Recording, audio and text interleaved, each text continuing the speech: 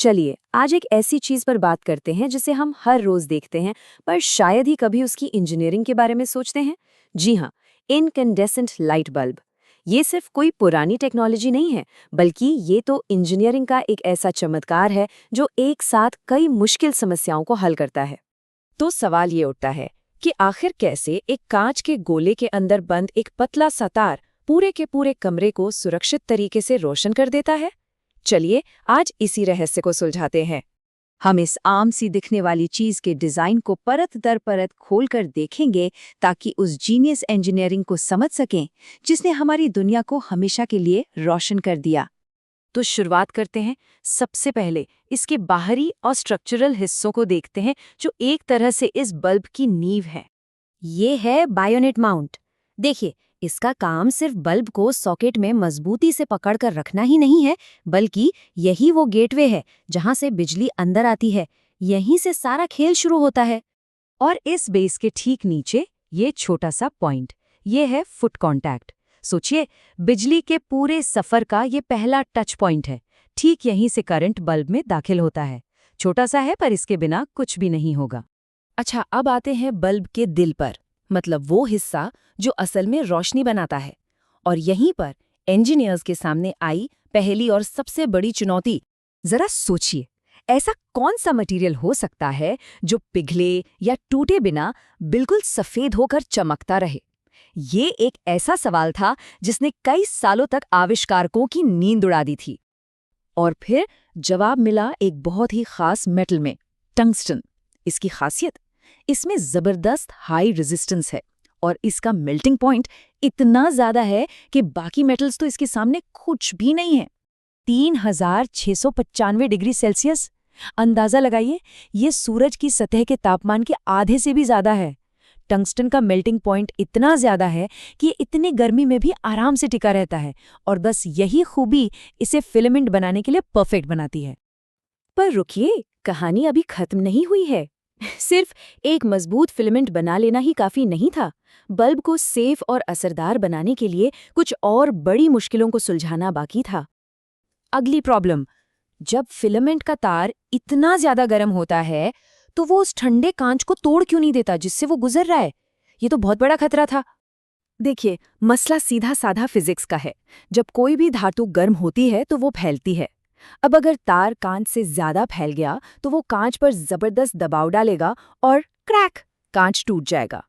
ये एक बहुत ही नाजुक बैलेंस का खेल था। तो इसका हल क्या निकाला गया? इंजीनियर्स ने एक स्पेशल मटेरियल इस्तेमाल किया जिसका नाम है ड्यूमेट। इसकी सबसे बड़ी खूबी यह है कि गर्मी से फैलने की इसकी क्षमता, मतलब थर्मल एक्सपेंशन, लगभग कांच के बराबर ही है। नतीजा, बिजली आराम से कांच की सील से गुजर जाती है और कांच को कुछ नहीं होता। कमाल की इंजीनियरिंग है ना?